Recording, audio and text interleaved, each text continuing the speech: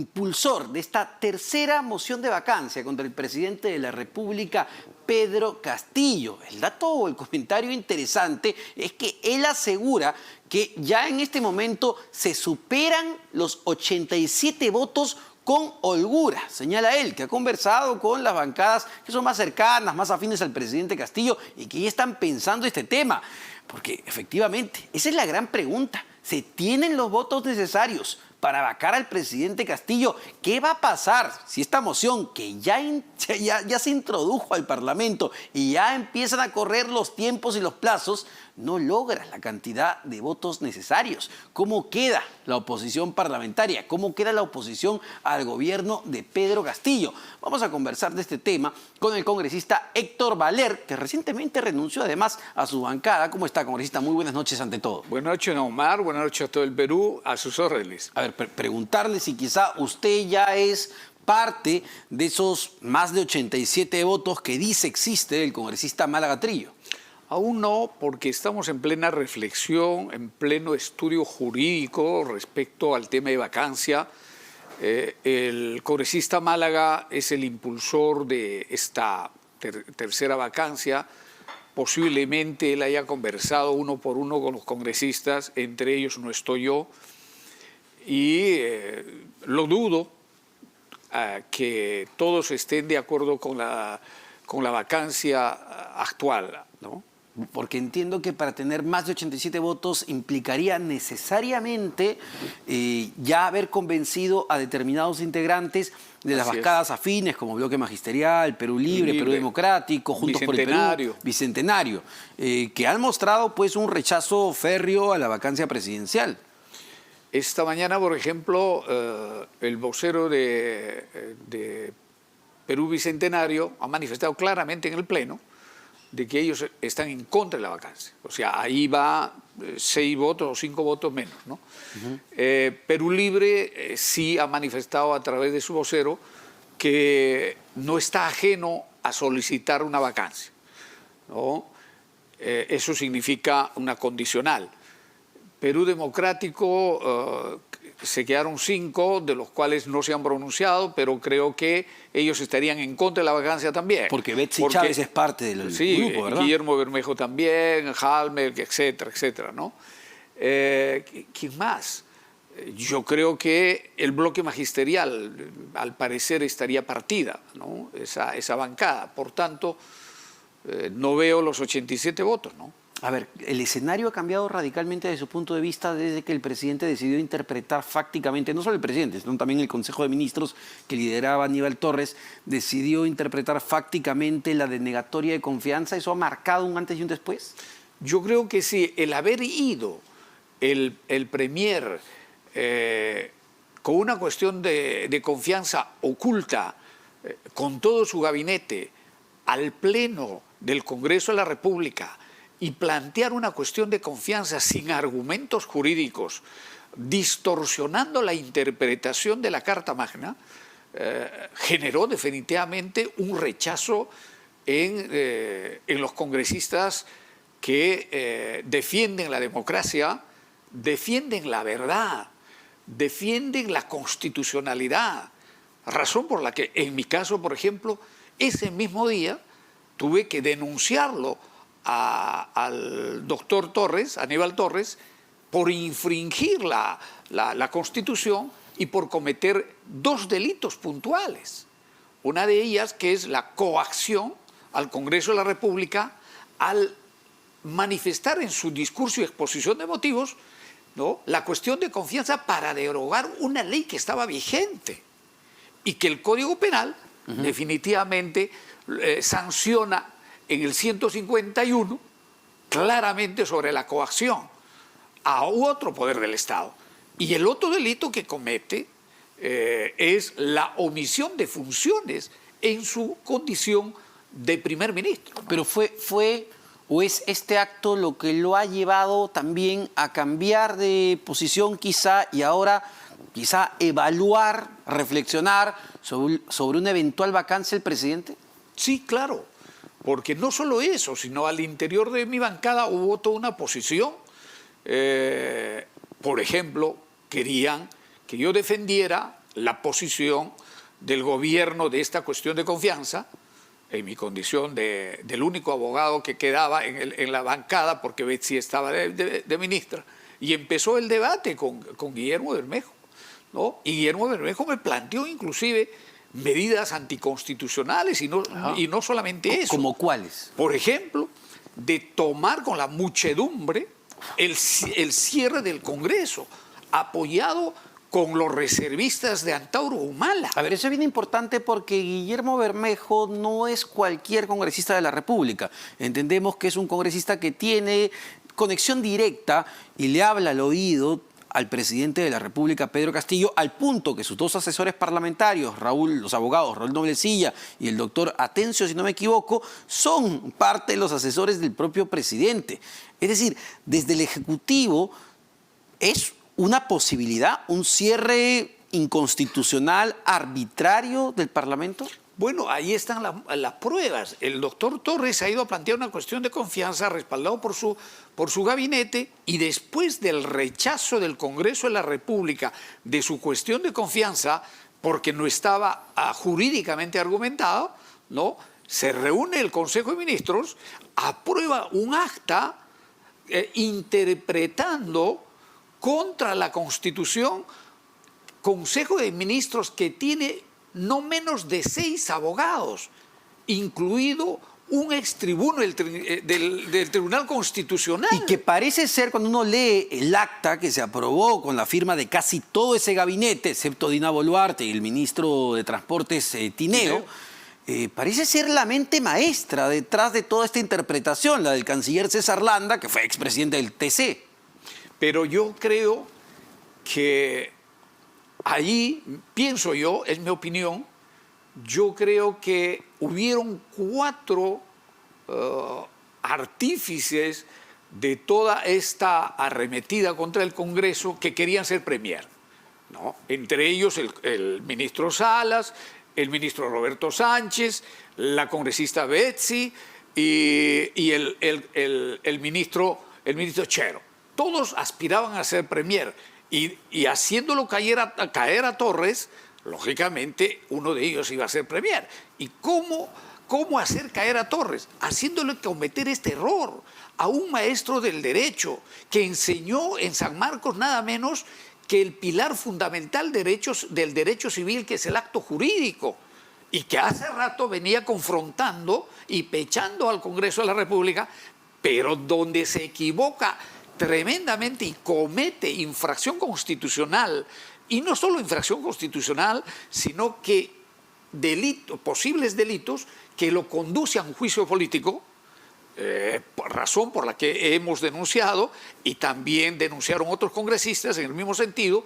Entonces vemos que sí hay interés de cerrar el Congreso de la República. Ahora, pero usted lo dice, ¿no? Este acto de esta interpretación fáctica no queda en una mera amenaza para tener a un Congreso mucho más domesticado, que no lo esté fastidiando, que no lo esté investigando. Cuando un congresista que pertenecía a su bancada le dice, oiga, hay que defender esto y podemos hacerlo con la población, con las huestes de Antauro Humala. ¿Esto podría estar siendo evaluado en el Parlamento, en el Ejecutivo? Es decir, incluso tener como aliado a Antauro Humala. Claro que lo tiene, porque mire, el ministro de Defensa actual ha caminado cerca a él, y de Unión por el Perú, y José Vega Antonio estuvo siempre liderando el antaurismo durante la campaña presidencial. Es el actual ministro de Defensa. Y por el otro lado está el viceministro de Transportes, ¿no?, que es el patrocinador, el señor Virgilio Acuña, del señor Antauro Humala, quien le ha pagado a través de cheques las fianzas de ejecución penal, ¿no es cierto? Entonces, sí vemos el acercamiento del antaurismo al gobierno.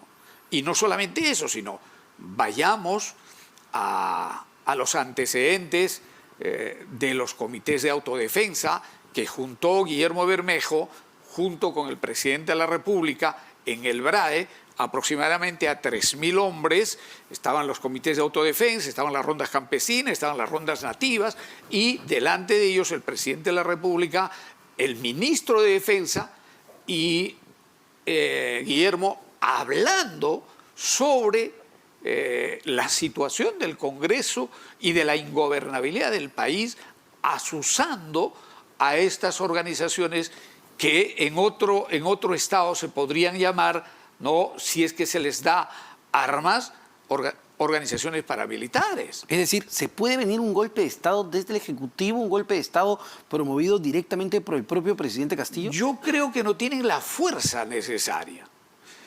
Primero porque las Fuerzas Armadas no se van a prestar a un golpe del Ejecutivo, a un golpe contra la Constitución desde el Ejecutivo. La Policía Nacional mucho menos, porque está liderado por un general que fue espada de honor, el señor Alfaro. Yo lo que veo, es por eso mi discrepancia y haber salido de la bancada, es que quieren azuzar a la gente, ¿no? Y si hubiese alguna confrontación o una toma del Congreso de la República por la muchedumbre o una confrontación con la policía de seguridad del Congreso de la República, correría sangre, y es lo que quieren, al parecer. Congresista, le pido unos instantes, tenemos que irnos al Congreso de la República. Declara el congresista Jaime Quito de Perú Libre. Escuchemos. Preocupados porque se pueda cerrar el Congreso, pero el tema es que aquí no estamos discutiendo, no estamos poniendo en la agenda del país los principales problemas que hoy merecen ser atendidos por ambos sectores. Exactamente, el Congreso cree que es más, se está enfocándose en lo que es vacancia o suspensión, en lugar de enfocarse a lo que necesita el pueblo. Mire, hemos tenido cerca ya de año y medio que hemos estado con esa única agenda y que no se ha visto más que otros problemas.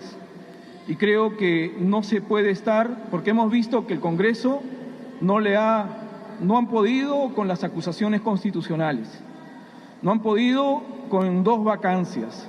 Ahora quieren hacer la suspensión y el artículo 114 de la Constitución no les permite.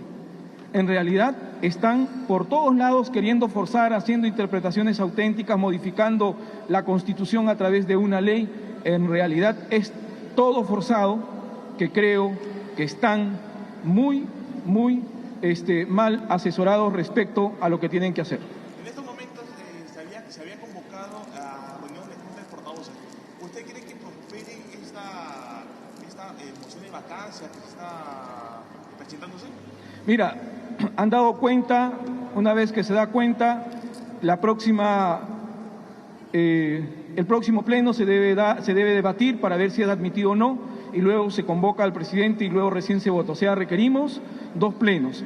Vamos a ver si este pleno lo suspenden o lo terminan, para que de esta manera mañana tengamos otro pleno y de repente mañana se debate. En realidad, esto está en manos de la mesa directiva, que ya estamos acostumbrados, que también hacen a veces de forma dictatorial muchas cosas, como las demandas competenciales, la anterior, que no consultaron al Pleno del Congreso, y en este caso también, en el caso de la confianza que pidió el Ejecutivo, tampoco pidieron opinión a los 130 congresistas, y eso es preocupante. Si en caso se llegara a los votos para la vacancia, ¿ustedes apoyarían a Dina Boluarte como presidenta del país?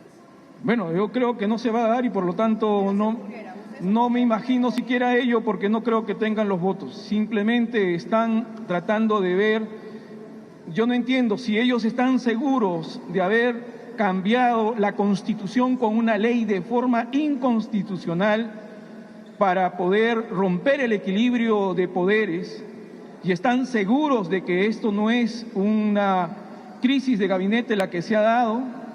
Entonces no entiendo por qué están haciendo tanto escándalo. Aquí lo que se tiene que ver es si realmente queremos conversar, resolver los problemas del país como poderes que somos, y yo más bien diría que nos tenemos que sentar a conversar todos y darle una solución, una perspectiva. Y para mí la única alternativa, la única solución es convocar a una Asamblea Popular Constituyente que nos refunde el país y que nos pueda dar una nueva Constitución. Muchas gracias. Gracias. Bueno, escuchábamos al congresista Jaime Quito de Perú Libre, un ambiente sumamente tenso en realidad. Y a ver, lo que conversábamos un poco con el congresista Héctor Valera, hoy congresista independiente, ¿qué es lo que ha tenido que pasar en las últimas horas para que se haya presentado esta moción de vacancia? Se tenía hasta hace unos días 66 firmas, se habían estancado ahí para presentar la moción. Ayer lograron tener 67, es decir, no ha habido un cambio dramático de sumatorias. ¿Qué sabe el congresista Málaga Trillo para haber presentado esta moción? ¿Por qué? Porque sabemos, y usted lo conoce mejor que yo, que a partir de que uno presenta la moción de vacancia, se empiezan a activar una serie ya de plazos que se tienen que cumplir.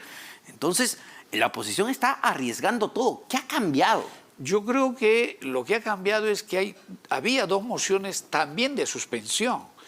Y la moción de suspensión era la que tenía más adherencia. Inclusive hasta ayer en la noche ya se hablaba de 90 votos.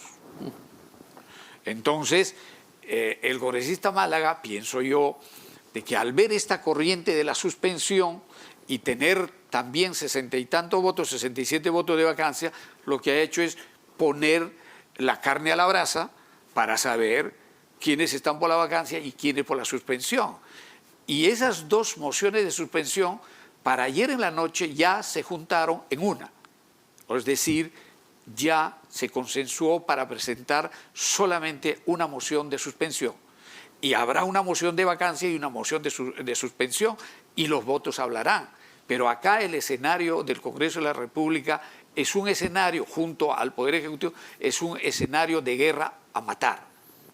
Ahora, sin embargo, hablando de la suspensión, que también es importante, según lo que han señalado muchos juristas, muchos constitucionalistas, incluso, ojo, que no son afines al gobierno de Pedro Castillo, como el doctor Aníbal Quiroga, por ejemplo, que además ha representado incluso al Congreso ante el Tribunal Constitucional, él ha señalado claramente que no tiene un argumento sólido suspender al presidente de la República, porque lo que dice el artículo específico de la suspensión está pensada en una suspensión por motivos físicos o suspender al presidente si es acusado por uno de los delitos contemplados en el famoso artículo 117. Entonces, incluso eso se podría caer si es que el presidente acude al Tribunal Constitucional, como pasó con traición a la patria. Claro, pero esto ha cambiado a partir de la sentencia del vocal supremo San Martín, que así lo llaman, ¿no es cierto?, quienes fallaron manifestando de que el presidente de la República puede pasar a la investigación preparatoria. Antes, con el otro juez, ¿no es cierto?, Chaclen, me parece, solamente se decía que se podía investigar al presidente de la República, pero no se precisaba si era investigación preliminar, como lo ha hecho la fiscal de la Nación, ¿no es cierto?, investigación indagatoria, investigación preliminar, pero con la sentencia del vocal San Martín y toda la sala plena, ¿no es cierto?, ya se habla de investigación preparatoria. Entonces, si va a entrar a la investigación preparatoria el señor presidente de la República, tendrá que demandarle más tiempo en su defensa de su libertad y su familia. Por tanto, estaría incapacitado para ejercer las funciones, moralmente hablando, porque está jugando entre el bien y el mal. Y la incapacidad moral temporal tiene que tener algunos requisitos que atentan contra valores, no así contra presupuestos penales. Una cosa es el juicio político y otra cosa es el antijuicio. Entonces, si el Congreso de la República se pronuncia a favor del juicio político y dice, estos 190 elementos de convicción enviados por la fiscal de la Nación procede, entonces devolverá todo ese expediente de la vía penal a la Fiscalía Suprema para pasar a la investigación preparatoria. Y por el otro lado dirá, también se ha cometido una infracción constitucional al haber firmado el acta junto a sus ministros por tratar de interpretar como quiere el Poder Ejecutivo, así tomando las funciones del Congreso de la República. Entonces, ahí se le sancionará hasta se le podría inhabilitar para ejercer una función pública, que es diferente a la sanción penal. Por esa razón, el planteamiento de la suspensión temporal creo que es la que tiene mayor adherencia jurídica en este momento. Y le vuelvo a preguntar, solo para ir terminando, congresista Valer, porque, a ver, yo lo escucho y lo veo muy convencido y además preocupado de una intención poco democrática, nada Así democrática del presidente de la República, de su gabinete, de querer cerrar el Congreso y patear el tablero. ¿Usted todavía entonces solo está evaluando o va a ir por la vacancia, va a ir por la suspensión? No, yo creo que voy por la suspensión. Lamento mucho, en base al acta firmado por el presidente de la República, por el premier y todo el gabinete. Esa acta es un elemento decisorio para que nosotros los demócratas nos demos cuenta que quieren cerrar el Congreso de la República y no lo podemos permitir, porque no hay negación fáctica. ¿Debe asumir la presidencia Dina Boluarte? De acuerdo a la Constitución le corresponde, como en su debido momento asumió el presidente Vizcarra.